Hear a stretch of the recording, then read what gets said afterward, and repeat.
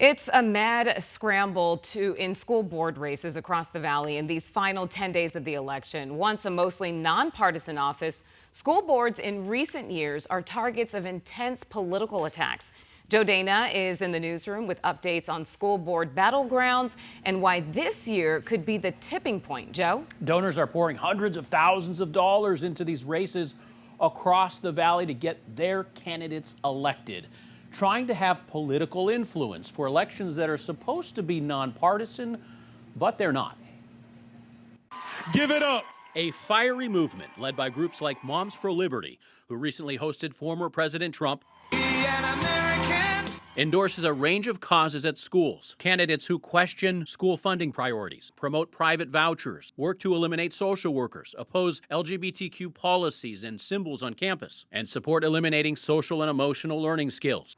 As a response, Arizona's teachers union is identifying what they call anti-public school candidates running in 22 school board races in Arizona. The AEA alleges an attempted political takeover by extreme social conservatives. We're seeing things that you couldn't even imagine all of a sudden becoming political agendas. To the education of American children. In Peoria, during VP candidate J.D. Vance's visit Tuesday, a slate of conservative school board candidates had a front row seat, even getting shout-outs. Janelle Bowles, Jeff Toby. All right, proud fit.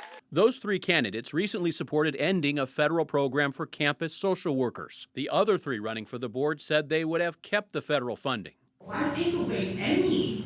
The controversial social worker vote was an example of the political divide in this year's election. I philosophically agree with that school district. Arizona's top schools chief, Tom Horn, a leader in the so-called parental rights movement, supported Peoria cutting the social worker funds and said this about social and emotional skills. There are instances where social emotional learning can be very useful. I think social emotional learning in some ways became a cover for critical race theory. We have teachers who are terrified to teach social emotional learning, even though it's an adopted program.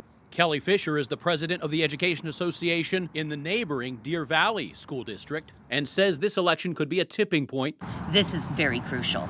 If the past is an indication, districts will likely face more calls to eliminate support staff, reduce mental wellness support, and the list goes on. We are supporting three candidates. We are going to either have a school board that supports our students, our classrooms, and our educators, or we're going to have a school board where we see attacks, craziness. It's not politically motivated. One of the Valley's most outspoken leaders in the parental rights camp is sitting Peoria board member Heather Rooks. Rooks insists those supported by groups like Moms for Liberty just want to make sure parents are heard and schools focus on academics. And that's what the parents have been talking about the past couple years.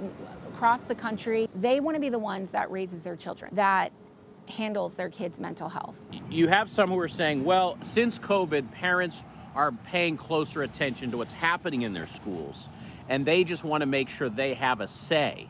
Right. Is that fair? It is fair, and I will say that the majority of parents are very supportive of what happens in our classrooms, but they're the silent majority. They're not speaking out online. They're not showing up and screaming into microphones. azeducatorsvote.org has a list of candidates that the teachers associations are endorsing in the school board races, and local precincts for both Republicans and Democrats also list candidates they endorse for school boards. Joe Dana, 12 News.